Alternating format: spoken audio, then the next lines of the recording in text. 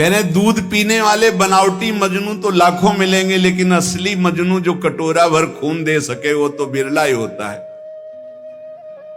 यहां भाव ये कि एक बार लैला ने सुना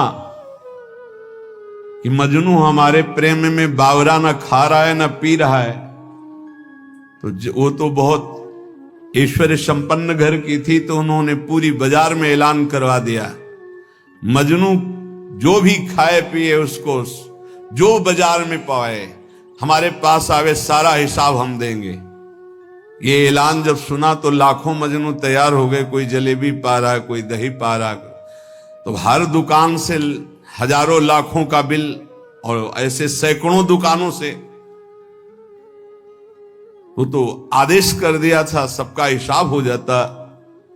एक दिन प्रार्थना की खजांची ने कि करोड़ों रुपया जा रहे हैं महीने में मजनू की सेवा में, तो उन्होंने कहा मजनू और करोड़ों रुपया, अरे वो विरह में कुछ खा ही नहीं सकता तो कैसे करोड़ों रुपया। बोले लाखों मजनू तैयार हो गए हैं, ठीक है असली मजनू की पहचान कल हो जाएगी। बोलू लैला मिलना चाहती है मजनू से अमुक मंच पर। अब तो जो देख भी नहीं पाते थे वो भी जो मजनू बने हुए रबड़ी रसगुल्ला वाले मजनू थे वो सब आ गए। चाकू निकाली और कहा मेरा मजनू मेरे लिए छाती का खून दे। जितने रबड़ी रसगुल्ला वाले थे कदम पीछे सरकने लगे, और जो असली मजनू था वो आया और ऐसे हाथ से चाकू ली और कहा आज मेरा जीना सार्थक हो गया, क्योंकि तुम्हारे किसी काम में आ गया। और जो ये से मारने किया पकड़ लिया, कहा असली मजनू ये है। तो वहां कह रहे हैं कि दूध और रबड़ी पीने वाले तो लाखों मजनू तैयार हो जाते हैं, लेकिन असली मजनू जो एक कटोरा खून दे सके वो तो बिरला ही होता है। ऐसे ही कह रहे कि रबड़ी रसगुल्ला खाना, प्रणाम नमस्कार करना, भेंट लेना लाखों भगत, लेकिन भगवान के लिए जीवन अर्पित करने वाला, भगवान के लिए तड़पने वाला, भगवान के लिए अपना सर्वस्व न्यौछावर करने वाला, ऐसा तो कोई बिरला ही प्रेमी होता है। ऐसा भक्त ईश्वर के से भी बढ़कर है। सातों सम मुहिमय जग देखा और मोते अधिक संत कर लेखा। एक भक्त प्रवर कालिदास जी हुए हैं जो इसी कोटि के महापुरुष थे। अद्वितीय भक्त निष्ठा उनकी थी। भगवत निष्ठा अद्वितीय उसी की मानी जाती जो भक्त निष्ठा होती है। भक्त निष्ठा वाला भगवान निष्ठ जरूर होगा और भगवान निष्ठा वाला भक्त निष्ठ जरूर होगा। कालिदास जी श्री रघुनाथ दास गोस्वामी के गांव से 1.5 कोस दूर रहते थे, उसी कुल के थे, और ठीक वैसे ही भक्ति थी जैसे पूज्य रघुनाथ दास गोस्वामी की। भगवान नाम में इनकी इतनी निष्ठा थी कालिदास जी की, उठते बैठते सोते जागते खेलते हंसते बात करते हर समय इनकी जिह्वा पे नाम चलता रहता। अगर ये कुछ बोलते तो पहले नाम बोलते फिर चर्चा करते। देखो प्रायः सत्संग में कहा है कि अगर आप नाम जापक उपासक हो तो चिंता मत करो, पर आपको जब बात करनी तो पहले धीरे से बोलो राधा, फिर बात करो, बीच में फिर बोलो राधा, फिर जब बात का विश्राम करो राधा। अगर इतनी सावधानी रखोगे तो पूरी बात जो आपने की वो भजन हो जाएगा आपका।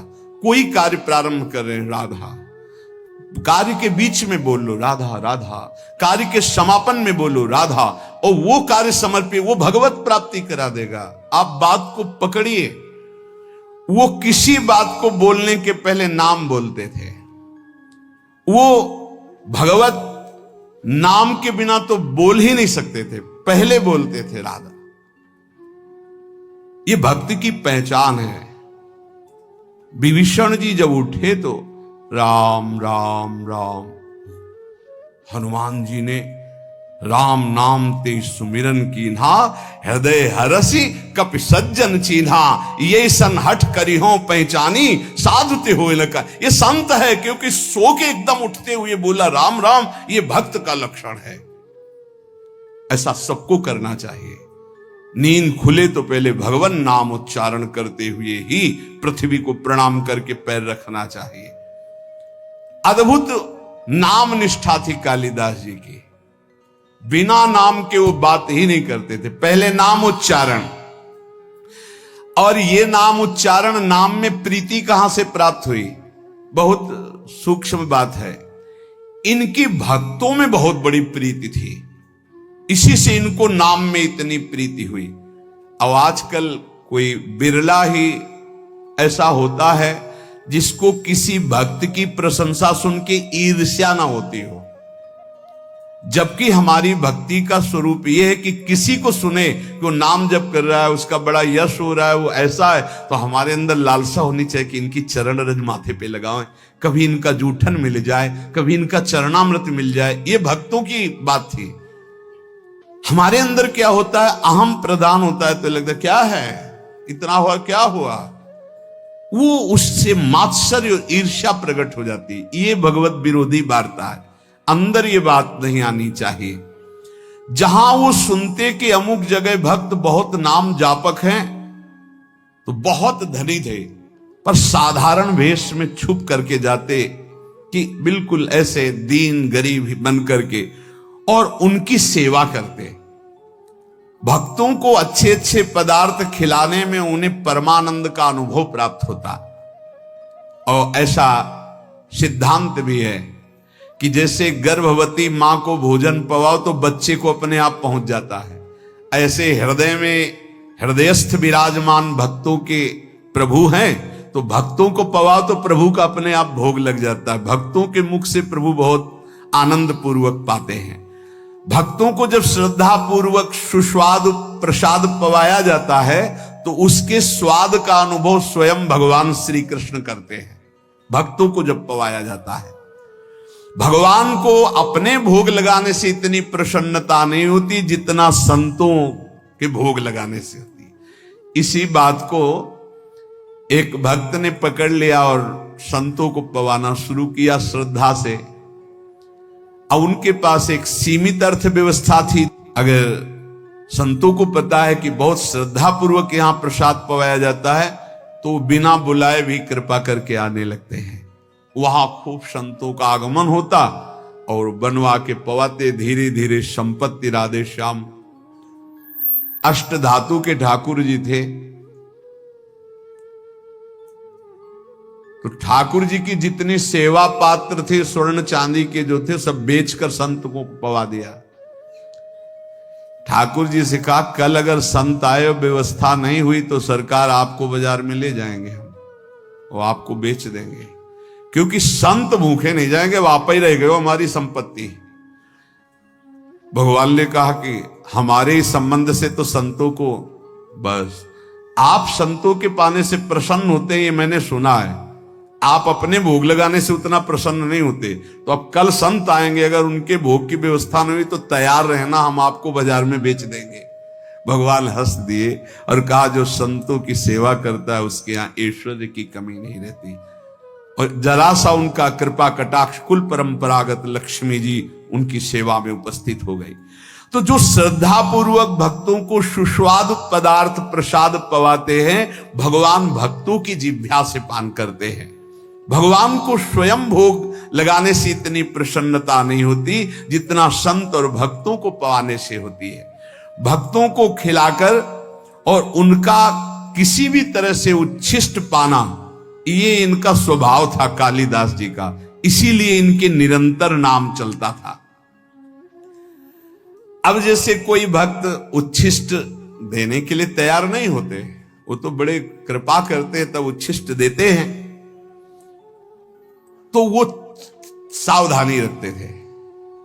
कहीं भी तो पात्र धो के फेंकेंगे, वहां से जल ले लेना, अगर चूक हो गई तो पात्र में से हाथ करके बस कर लेना, वो अपने पात्र लेके गए चाट लेना। उच्छिष्ट का भाव,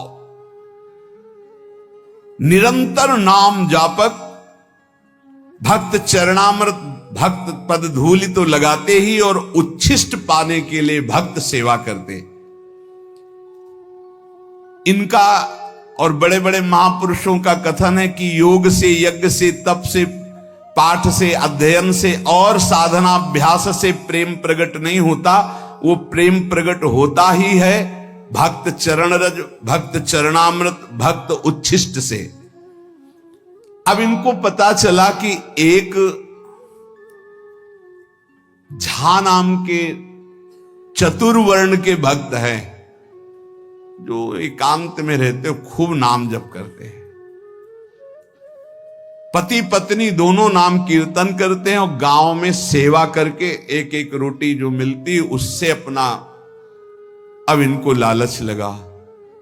ये प्रभु से प्रार्थना की कि ऐसे भक्त का उच्छिष्ट प्रभु कैसे मिले, हमें उपाय बताओ, क्योंकि हम जाएंगे तो वो तत्काल सम्मान प्रदर्शित करेंगे और सम्मान प्रदर्शित करेंगे तो उच्छिष्ट नहीं मिल पाएगा उनका। भगवान से प्रार्थना की, तत्काल युक्ति आई साधारण वेश में, और उस समय आम का समय था तो बड़े बड़े आम लेकर के घर गए। प्रतिष्ठित कुलोद्भूत कालिदास को देखकर अपनी टूटी फूटी झोपड़ी में वो दंपत्ति तो आश्चर्यचकित हो गए, हाथ जोड़कर कांपते हुए कि भगवान आपके लायक हमारे घर में बैठने योग्य जगह भी नहीं है। हाथ जोड़कर अभ्यर्थना करने लगे। उनका नहीं नहीं इसकी जरूरत नहीं है, हम तो बस आपसे ऐसे मिलने बात करने आए हैं। एक फटा सा बोरा पड़ा था, उसी में कालिदास जो महान भागवत वो बैठ गए। वो हाथ जोड़े, प्रभु आप यहां, ये स्थान आपके बैठने लायक भी नहीं। और झा भक्त उनको कहते थे आपने बड़ी कृपा की, आप यहां आए, लेकिन ये आपके योग्य नहीं। आप इतने महान, मैं इतना नीच। आप जैसे श्रेष्ठ पुरुष, हम जैसे नीचों के यहां आएंगे तो आपका उपहास होगा। प्रभु आपको पता नहीं मैं नीच हूं, धनहीन हूं। प्रभु आपको यहां बैठना ठीक नहीं, कोई देख लेगा तो आपकी निंदा करेगा। कालिदास जी ने कहा कि आपको पता है, आपके शुभ दर्शनों से हमें श्री कृष्ण का दर्शन प्राप्त हो रहा है, देखिएगा। और आज मैं आपको उस भाव से देख रहा हूं कि त्रिभुवन में आप जैसा कोई सत्कार पाने योग्य नहीं है, जिसकी जिह्वा पे भगवान नाम और इतनी दैन्यता। अहोवत्स पचतो गरीयान यद जिह्वा के वर्तते नाम तुभ्यम। यदि आप हमारा कुछ भी सम्मान करना चाहते हैं तो अब आप हाथ जोड़ना बंद कर दें, हमारे सामने हाथ मत जोड़े। और आप एक कृपा करें, आप दोनों अपने चरण धोए, हमें चरणामृत दे दे, क्योंकि हमें धोने तो देंगे नहीं। और उनका कृष्ण कृष्ण कृष्ण, आप ये क्या बोल रहे हैं महाराज। आप गिड़गिड़ाते हुए झा भक्त ने कहा, प्रभु ये कैसी भूली भूली सी बातें कर रहे, आपको पता है मैं कौन हूं। मैं सब तरह से हीन हूं, मेरा दर्शन और स्पर्श भी अमंगलमय है। धन्य है यही दरबार, दीन को आदर रीत सदा चली आई। और उनके चरणों में गिरने लगे। कालिदास जी ने अपने चरण समेटे और कहा, देखो अतिथि का सत्कार करना चाहिए, इतना आपको पता है। उन्होंने कहा हां प्रभु पता है। तो फिर एक बात करो, मैं आ रहा था रास्ते में आम देखा, आप ठाकुर जी को अपने भोग लगाओ आम का, और आप दोनों पाओ और मैं ये देखूं, ये मेरा सबसे बड़ा सत्कार हो जाएगा। भक्त ने कहा, मालिक आप कैसी बात करते, मैं पाऊं और आप बैठे, आप हमारे यहां आए हैं। उन्होंने कहा देखो, यदि आप मुझे बड़ा मानते हैं और पूजनीय मानते हैं तो आप मेरी बात भी तो मानिए, किसी भी तरह से। देखो अगर थोड़ी भी प्रीति आपकी हम में है तो मेरी ये बात मान लो। वो भक्त बहुत दैन्य हो रहे हैं। यहां कालिदास जी कह रहे, जो अपने भक्ति का विज्ञापन करता है, जो भक्ति की दुकानदारी करता है, भक्ति के नाम पर पूजा प्रतिष्ठा और अर्थ की प्राप्ति करता है, वो आप जैसे अकिंचन भक्तों को कैसे जान पाएगा। अहंकार रहित, साधना के बल से रहित केवल प्रभु के नाम और प्रभु के आश्रित आप जैसे निर्मल भक्तों का संग तो केवल अहेतु की कृपा से होता है। आप सच्ची मानिए त्रिभुवन को पावन करने वाले हैं, आप अपने को नीच मत कहिए। जब कालिदास जी दैन्य होकर ऐसी बात करने लगे तो भक्त ने आम ले लिए, प्रणाम किया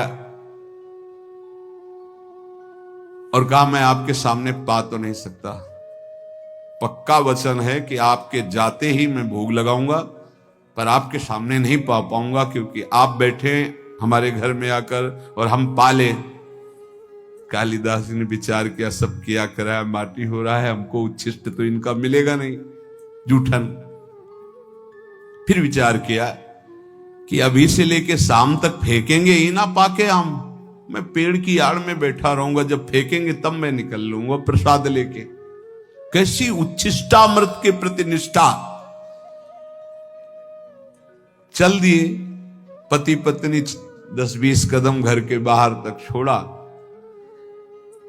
कालिदास जी जो ही अपने घर गए सो लौट पड़े और दरवाजे के पास एक वृक्ष था, उसकी ओट में छुप के बैठ गए। अब वो दोनों जो 10 कदम चल के आए थे, उनके जो चरण चिन्ह थे अपने अचला में चरण रज बांधी। ये है कीमती अमोघ वस्तु, कोई भाग्यशाली ही इस अमोघ वस्तु का सेवन कर पाता है। चरण रज बांधी, एक चीज तो मिली, भक्तों की चरण रज। संपूर्ण धूल उठाकर फिर अपने शरीर पे लगाई। अब वो अपनी पत्नी से बात कर रहे कि देखो इतने महाभागवत कालिदास जी ये अमनिया लाए हैं आम का, चलो ठाकुर जी को भोग लगाओ, प्रसाद पाओ, उनकी आज्ञा का पालन करो। ये श्री कृष्ण प्रेम की प्राप्ति कराएंगे आम, क्योंकि इतने बड़े महाभागवत चल कर लाए हैं। पति की आज्ञा हुई, पत्नी ने आम को उठाया, अमनिया किया धो करके और ठाकुर जी को भोग लगाया। और वो एक एक गुठली चूस चूस के पारे भगवान को अर्पित की हुई, भक्त के द्वारा लाई हुई पाया। पत्नी ने फिर वो आम के छिलके और वो चूसी हुई गुठली बाहर जाकर के पेड़ के पास ही फेंक, वो छुपे बैठे थे। भगवान वैसा ही भक्त के जीवन में करते जैसी उसकी चाह होती, फेंक के चली गई। कालिदास जी बहुत प्रसन्न हुए, ओहो हरि की अपार कृपा, एक एक छिलका चाट रहे, एक एक गुठली चाट रहे हैं। आप विचार कीजिए, एक उच्च कुल का एक महाभागवत एक ऐसे दैन्य महाभागवत की गुठली चाट रहा है। किस लिए? इनका उच्छिष्ट मुझे नाम में प्रीति करा देगा। और नाम के प्रेमी हैं, जैसे जैसे वो उच्छिष्ट पा रहे हैं वैसे वैसे उनको रोमांच हो रहा है, वैसे वैसे भगवान का नाम जैसे मशीन में चलाया जाए ऐसे चल रहा है नाम, अश्रु प्रवाह हो रहा है। यहां वर्णन कर रहे हैं कि जो भक्त चरण रज का सेवन, भक्त उच्छिष्टामृत का सेवन और भक्त चरणामृत का सेवन करता है, उसका अहंकार गलित हो जाता है। सत्संग का प्रारंभ इसी बात से हुआ था कि अहंकार जब तक गलित नहीं होगा तब तक हमारी साधना रंग नहीं लाएगी। इसलिए हमें नाम में प्रीति हो जाए, नाम हमें प्राणों से प्यारा लगने लगे। बड़े बड़े महापुरुषों ने नाम को दुलराया गाया।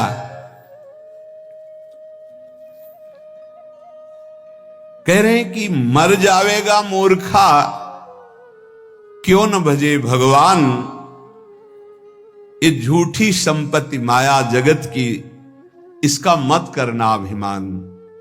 यहां से जब जीव जाता है तो साथ कुछ नहीं ले जाता, पाप कर्म और पुण्य कर्म ले जाता है। पाप और पुण्य कर्म, पाप अधिक हुए नरक भोगो, पुण्य कर्म स्वर्ग भोगो, फिर मृत्यु लोक में आओ।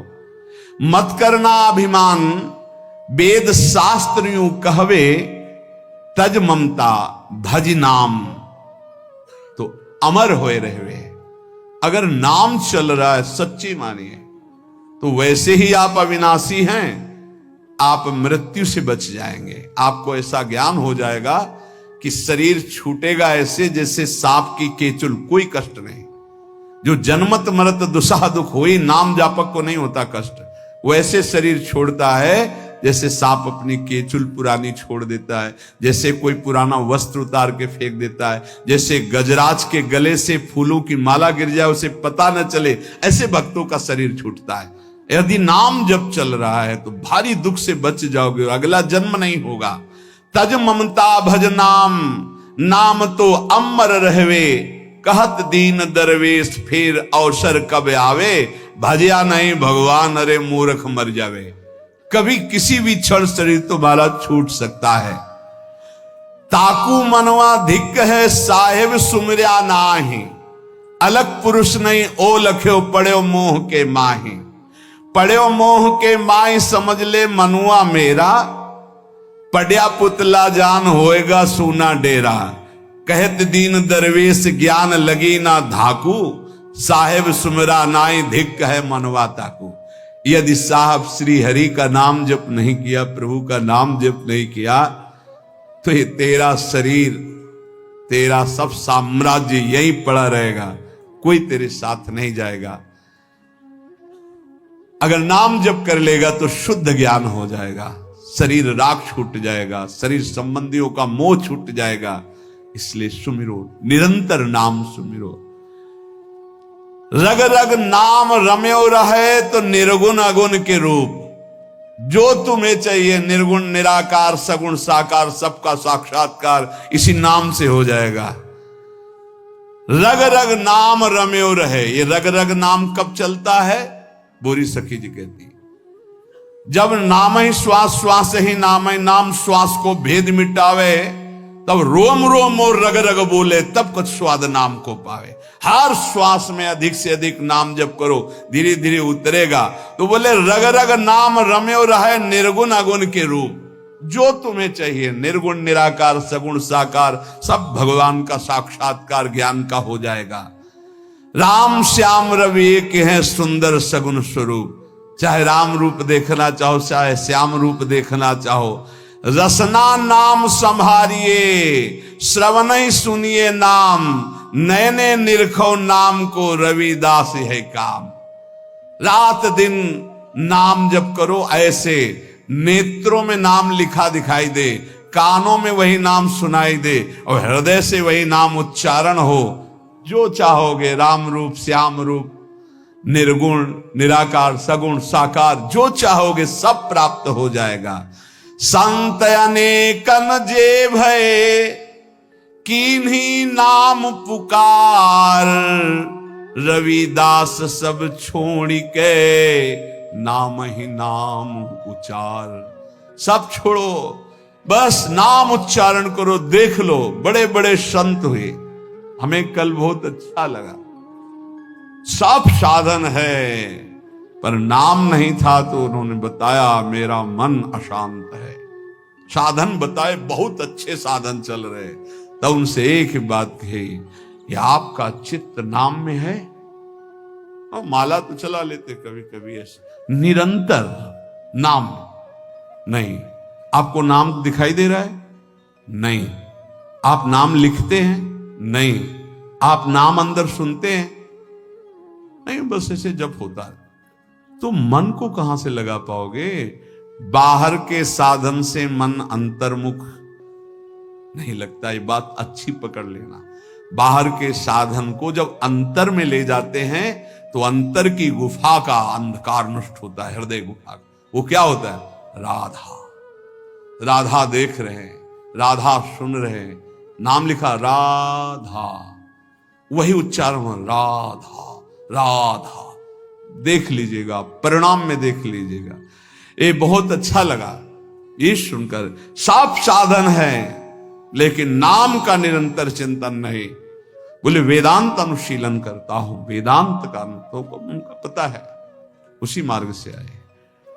संत अनेकन जे भय किन्हीं नाम पुकार, रविदास सब छोड़ के नाम ही नाम उचार, राधा राधा राधा।